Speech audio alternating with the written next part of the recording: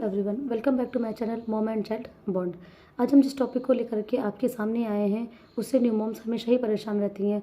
उन्हें अक्सर ये शिकायत रहती है उनके अपने नवजात शिशु से कि वो दिन भर सोता है, रात को परेशान करता है।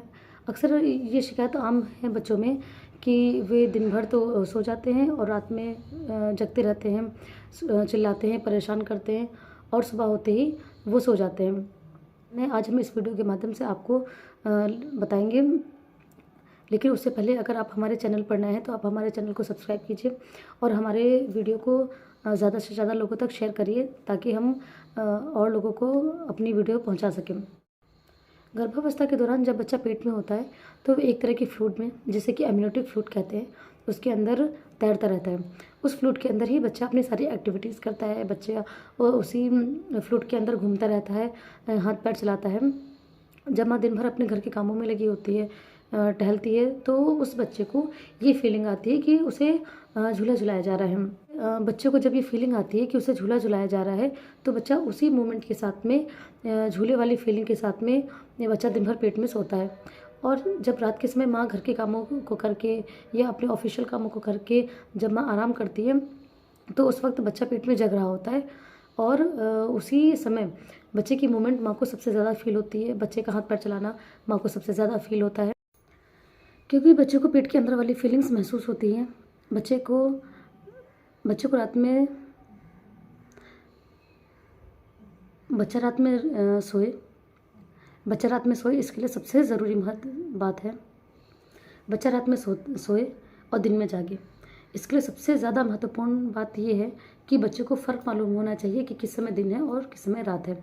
बच्चों को ये फ़र्क महसूस कराने के लिए हमें सबसे ज़्यादा ज़रूरी बात यह है कि बच्चों को हमें सुबह और शाम की धूप ज़रूर दिखानी चाहिए। डॉक्टर्स का भी ये मानना है कि बच्चों को सुबह और शाम की धूप ज़रूर दिखानी चाहिए, क्योंकि इससे बच्चों को पहली बात तो विटामिन डी भरपूर मात्रा में मिलता है। सुबह 6 बजे से 8 बजे की धूप बच्चों के लिए बहुत ही महत्वपूर्ण होती है। इस समय की धूप में तो विटामिन डी होता है, जिससे बच्चे की हड्डियाँ मजबूत होती हैं। दूसरी बात कि बच्चों को जब सूरज की रोशनी बच्चे के ऊपर पड़ती है तो बच्चे भी धीरे धीरे उस रूटीन में आ जाते हैं कि इस समय दिन है। और शाम को जब ढलती हुई रोशनी बच्चों को दिखाई देती है तो बच्चों के माइंड सेटअप होने लगता है कि ये इस समय शाम का समय है। बच्चों को सुबह के समय 6 से 8 बजे के बीच में आप कभी भी 10 से 15 मिनट का समय निकालें, बच्चों को ज़रूर टहलाएं। बच्चों को सुबह छत पर लेकर के जाएं, बाहर बालकनी है आप वहाँ लेकर के जाएं, आंगन में लेकर के जाएं। अगर आप बच्चों के साथ में बाहर नहीं जा सकते हैं, आपका ऑपरेशन हुआ है, आपको नॉर्मल डिलीवरी में स्टिचेस आए हैं, आप बच्चों को लेकर के छत पर या बाहर नहीं जा सकते हैं, तो इन कामों में आप अपने हस्बैंड की मदद ले सकते हैं, आप अपनी मदर इन लॉ की मदद ले सकते हैं, या आप अपने घर के किसी अन्य सदस्य की भी मदद ले सकते हैं।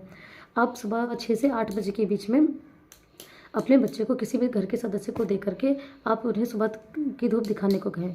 साथ ही शाम की धूप भी बच्चे के लिए बहुत ही ज़रूरी है। दूसरी जो सबसे महत्वपूर्ण बात है वो है कमरे की लाइटें। अगर बच्चा दिन के समय सो रहा है तो भी आप कमरे की लाइटें फुल जला कर रखें।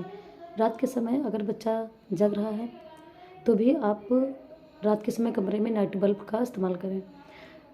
रात के समय कमरे में कम लाइट जलाने से बच्चे को दिन और रात के समय में फ़र्क मालूम पड़ेगा।